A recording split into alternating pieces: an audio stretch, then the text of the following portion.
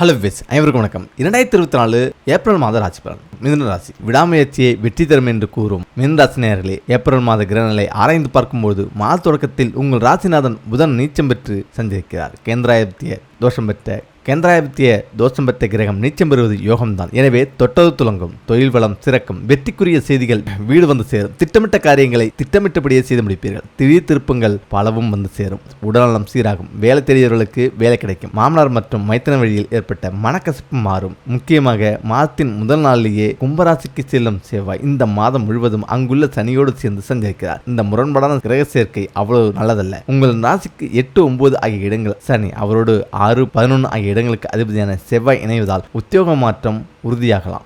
சொத்து பிரச்சனை மீண்டும் தலை தூக்கும். சொந்தங்களாலும் அடிக்கடி பிரச்சனைகள் வந்து அலைமோதும். சிந்தித்து செயல்பட வேண்டிய நேரம் இது. உத்தியோகத்தில் உயரதிகாரிகளின் கெடுபிடி மன வருத்தத்தை தரும். சிக்கல்களில் இருந்து விடுபடவும் செல்வ வளம் குறையாமல் பார்த்துக்கொள்ளவும் சனிக்கிழமை தோறும் அனுமன் வழிபாடும் சனிக்கிழமை தோறும் அங்கார வழிபாடும் செய்வது நல்லது. இதில் முக்கியமாக பங்குனி 13ஆம் தேதி மீனத்தில் சஞ்சரிக்கும் புதன் வக்கரம் பெறுகிறார். எனவே அங்கு நீச்சம் பெற்று சஞ்சரித்து வரும் புதன் இப்பொழுது வக்கிரமும் பெற்று வலிமை இழப்பது அவ்வளவு நல்லதல்ல. ஆரோக்கிய தொல்லைகள் அதிகரிக்கும். மருத்துவ செலவு கூடும். பிறருக்கு நீங்கள் நன்மை செய்தாலும் அது தீமையாக தெரியும். விற்பனை செய்த சொத்துக்களால் பிரச்சனை உண்டாகும். 4ஆம் இடத்துக்கு அதிபதியாக புதன் விளங்குவதால் வாகனத்தில் செல்லும் பொழுது கவனம் தேவை. பயணங்களால் எந்த ஒரு பலனும் கிடைக்காது. தாய் வழி ஆதரவு குறையும்.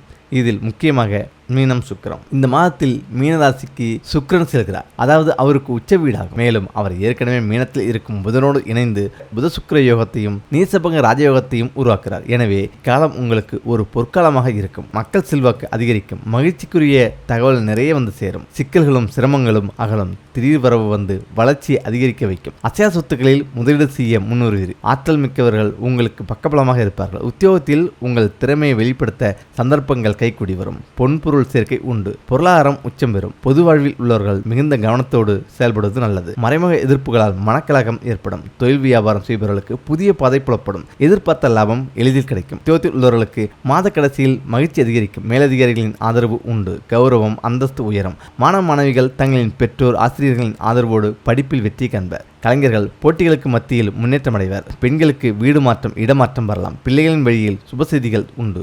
வீட்டில் செல்லும் பிறகு இது செய்தாலே போதும். மகாலட்சுமி படத்துக்கு தினமும் காலை மாலை நெய், தேங்காய் எண்ணெய், நல்லெண்ணெய் ஏதாவது ஒன்றில் 2 திரி போட்டு விளக்கேற்றி வீடு கடை முழுவதும் சாம்பிராணி புகை காட்டி வருவது பண விஷயத்தில் மிக சிறந்த வசியமாகும். வடகிழக்கு மூலையில் குடிக்கும் நீரை வைத்து அதில் எலுமிச்சை ஒன்றை போட்டு வைக்கும். தொடர்ந்து 2 மாதங்கள் செய்து வந்தால் பற்றாக்குறை நீங்கி செல்லும் கொழிக்கும். மாத சம்பளம், சுயதொழில், வியாபாரம் செய்பவர்கள் யாராகினும் வருவாயில் முதல் செலவாக உப்பு, மல்லிகைப்பூ 2ஐயும் வாங்குவதே முதல் செலவாக இருக்க வேண்டும். அப்போது பணப்பற்றாக்குறை நீங்கி செல்லும் பெருகும். தொழில் விஷயமாக வெளியே செல்லும் போது அருகம்புல் நுனி ஒன்றையோ திருநீற்று பசலை ஒன்றையோ பறித்து பையில் வைத்து செல்ல சென்ற காரியம் நிச்சயம் வெற்றியே. சாம்பிராணியும் மருதாணி விதையும் வெண்கடுகும் கலந்து வீட்டில் வியாபார ஸ்தலத்தில் தூவமிட தீய சக்திகள், கந்திஷ்டி தோஷங்கள் நீங்கி தொழில் முன்னேற்றம் அடையும். மகாலட்சுமி நம்மிடத்தில் நடமாடுவாள். முக்கியமாக அஷ்டமலட்சுமிகளும் வீட்டில் குடியேற இந்த விஷயங்களை ஃபாலோ பண்ணுங்க.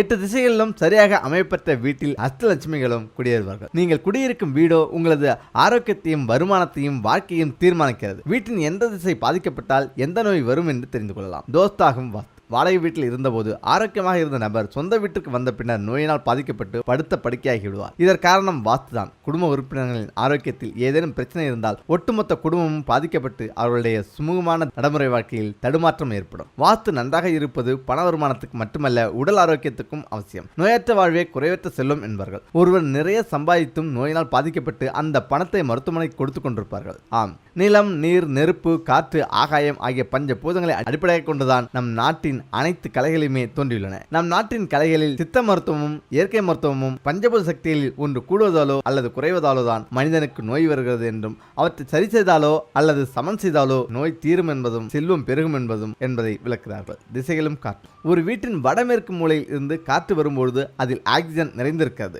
வடக்கு மூலையில் இருந்து வரும் காற்றில் நீர் நிறைந்திருக்கிறது. தென்கிழக்கு மூலையில் இருந்து வரும் காற்றில் வருடத்தின் மிகுந்த நாட்களில் வெப்பம் மிகுந்து காணப்படுகிறது. தென்மேற்கு மூலையில் இருந்து வரும் காற்றில் வறட்சி அதிகமாக இருக்கிறது. ஒவ்வொரு வீடும் கிழக்கிலிருந்து சூரிய ஒளி பெறும் வகையில் அமைக்க வேண்டும். சூரிய ஒளி இல்லாவிட்டால் விட்டமின் குறைபாட்டினால் கார்போஹைட்ரேட், புரோட்டீன், கொழுப்பு ஆகியவைகளில் வளர்ச்சிதை மாற்றங்கள் பாதிக்கப்படக்கூடும்.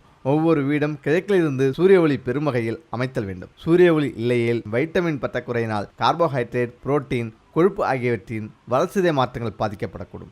வளர்சிதை மாற்றம் பாதிக்கப்படுவதால் உடலில் உள்ள அனைத்து திசுக்களுமே பொதுவாக பாதிக்கப்படக்கூடும். இந்த பாதிப்பின் அடையாளங்களும் அறிகுறிகளும் ஒவ்வொருவருக்கும் பல வகையான நோய்களை, குறிப்பாக மாரடைப்பு, புற்றுநோய், சர்க்கரை, இரத்த கொதிப்பு போன்றவற்றை ஏற்படுத்தும். சூரிய ஒளியின் மூலம் நாம் பெறும் வைட்டமின் டி நம்மை பல வியாதிகளில் இருந்து பாதுகாக்கிறது. கிழக்கு திசையில் சூரிய ஒளியில் உருவாகும் வைட்டமின் டி முக்கிய பங்கு வகிக்கிறது. மேலும் இவை இரத்த சிவப்பு அணுக்களின் ஆயுளை அதிகரிக்கவும் உதவுது. கிழக்கு பகுதி முழுவதும் அடைப்பட்ட வீட்டில் கண் பார்வை கோளாறு, தைராய்டு பிரச்சனை, வைட்டமின் பற்றாக்குறை, மனநலம் தொடர்பான பிரச்சனைகள், இரத்த சோகை, நோய் எதிர்ப்பு சக்தி குறைபாடு ஏற்படும். வடக்கு பகுதி முழுவதும் அடைப்படும் போது கோமா நிலை, மனநல பாதிப்பு, மூளை தொடர்பான அனைத்து விதமான நோய்களும் ஏற்படும். பக்கவாதம் ஏற்படும். ஆண்களுக்கு அவசியம். கிழக்கு திசையின் சூரிய ஒளியால் உருவாகும் வைட்டமின் டி சத்துக்களினால் ஆணின் விந்து சந்தி அதிகரிக்கும். மேலும் குழந்தைகளுக்கு அதிகாலை சூரிய ஒளி உடல் வளர்ச்சியையும் எலும்புகள் வளர்ச்சியடையவும் கண் பார்வை கோளாறுகள் ஏற்படாமலும் தடுக்கிறது. எனவேதான் குழந்தைகளை கால நேரத்தில் வெயில் காண்பிக்கும் பழக்கம் இன்றும் பின்பற்றப்படுகிறது. எந்த திசையில் என்ன அமைக்கலாம்? நம் வீட்டு வடக்கு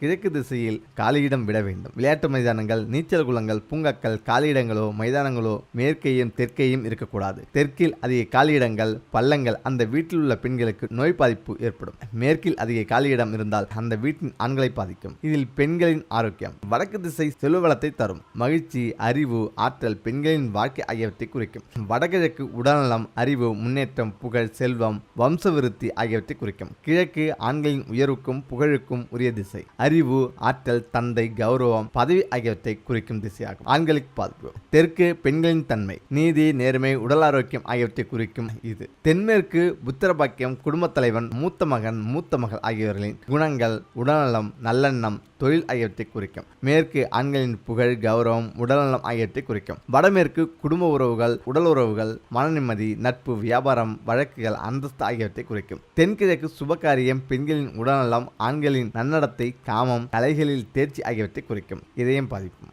வீட்டின் தெற்கு பகுதியில் வாஸ்து தவறாக இருந்தால் வீட்டில் உள்ள பெண்களின் உடல்நலம் மட்டும் பாதிக்கப்படும். கர்ப்பப்பை தொடர்பான பிரச்சனைகள் ஏற்படும். இரத்த நாளங்கள் தொடர்பாக அனைத்து விதமான நோய்களும் ஏற்படும். கேன்சர், குடல் சம்பந்தமான அனைத்து விதமான நோய்களும் ஏற்படுகிறது. தென்மேற்கு பகுதியில் தவறாக அமைந்தால் கிட்னி தொடர்பான பிரச்சனைகள் ஏற்படும். ஆண்களுக்கு இதயம் பாதிக்கும். முக்கியமாக பெண்களுக்கு கர்ப்பப்பை தொடர்பான பிரச்சனைகளும், பித்தப்பை, கல்லீரல், கணையம், முதுகு தண்டுவடம், பாலின உறுப்புகளில் பிரச்சனைகள் ஏற்படும். எலும்பு பாதிப்பு. மேற்கு மற்றும் வடமேற்கு தவறாக இருக்கும் பட்சத்தில் எலும்பு மத்தியில் பிரச்சனை ஏற்படும். முழங்கால் வலி, மூட்டு அறுவை சிகிச்சை செய்வது, கால்களில் அடிக்கடி முறிவு ஏற்படுவது, கைகளில் அடிக்கடி முறிவு ஏற்படுவது, கால் பாதங்களில் அடிக்கடி பிரச்சனை வருவது, மனநலம் கெடுவது, கண் பார்வை தொடர்பான பிரச்சனைகள் ஏற்படுவது, கர்ப்பப்பை அகற்ற வேண்டியிருக்கும், குழந்தை பாக்கியம் பாதிக்கும், வீடு அமைப்பில் தவறு இருக்கும் பட்சத்தில் அந்த தவறான அமைப்புக்கு உண்டான நோய் ஏற்படும். வாஸ்து கோளாறுகளை சரி செய்தால் நோய் பாதிப்பில் இருந்து தப்பிக்கலாம். இதில் வாஸ்து தோஷம் நீக்கும் பரிகாரம். வீட்டின் வடகிழக்கில் துளசி, நந்தியாவட்டை போன்ற பூச்சி செடிகள் வளர்க்கலாம். பூஜை அறையில் வலம்புரி சங்கு, சாலக்கிராமம் வைத்து பூஜை செய்யலாம். பூஜைகளின் மூலம் வாஸ்து தோஷங்களை நீக்கலாம். வீட்டின் பூஜை அறையில் தினமும் விளக்கேற்றி ஊதுவத்தி காண்பித்து சாமிப்படங்களுக்கு பூஜை செய்து வந்தாலே போதும், எந்த தீய சக்தியும் அண்டாது. தினமும் காலையில் கிழக்கு நோக்கி தீபமேற்றி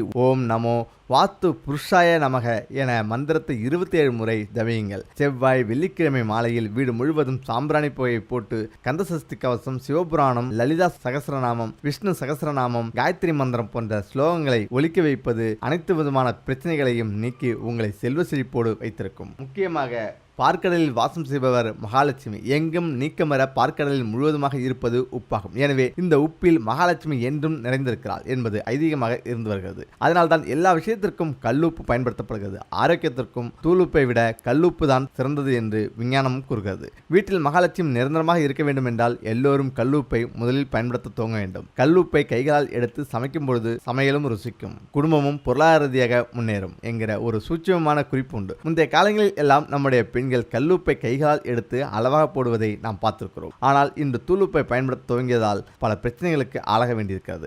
அதுபோல ஒரு சிறிய அகல விளக்கில் கல்லுப்பை நிரப்பி வீட்டு வாசலுக்கு வெளியே ஏதாவது ஒரு இடத்தில் வைத்து விட்டால் போதும், வீட்டுக்குள் துஷ்ட சக்திகள் அணுகாது என்கிற ஒரு பரிகாரமும் உண்டு. சிலருடைய வீட்டிற்கு வாசலிலேயே இதுபோல செய்து வைத்திருப்பதை நாம் காண முடிகிறது. வெளியில் இருந்து வீட்டை பார்ப்பவர்களுடைய கந்திஷ்டி கழியும் என்பதாலும் துஷ்ட சக்திகள் வீட்டுக்குள் நுழையாது என்பதாலும் இவ்வாறு அகல் விளக்கில் கல்லுப்பு நிரப்பி வைக்கப்பட்டிருக்கிறது. கல்லுப்பை நிரப்பி வரவேற்பறையில் எங்கேயாவது ஒரு மூலையில் வைத்தாலும் செல்வம் பெருகுவதாக ஒரு நம்பிக்கை உண்டு. ஆனால் இதை கண்ணாடி பவுலில் போட்டு வைக்க வேண்டும். அதே போல கல்லுப்பு பீங்காஞ்சாடிகளில் வைப்பது ரொம்பவே விசேஷமான சக்திகளை கொடுக்கக்கூடியது. உங்களுடைய அடுப்பிற்கு வலதுபுறத்தில் கல்லுப்பை பெரிய ஜாடிகளில் வைத்திருக்க வேண்டும். பெரிய பெரிய ஜாடிகளில் உப்பு, ஊறுகாய் போன்றவற்றை நிரப்பி வைத்திருந்தால் அங்கு செல்வம் பெருகும் என்பது ஐதீகம். குபேரவாசம் உண்டாகும். இதனால் பணம், செல்வம் கொழிக்கும். அதுபோல கல்லுப்பை நீங்கள் பூஜை அறையிலும் வைக்க வேண்டும். பூஜை அறையில் பித்தளை, செம்பு அல்லது வெள்ளி கிண்ணத்திலும் நீங்கள் கல்லுப்பை நிரப்பி வைக்கலாம். தினமும் வைக்க முடியாவிட்டாலும் வெள்ளிக்கிழமையில் மகாலட்சுமிக்கு பூஜை செய்யும் பொழுது கல்லுப்பை வைத்து பூஜை செய்ய வேண்டும். அதுபோல அன்னபூரணிக்கு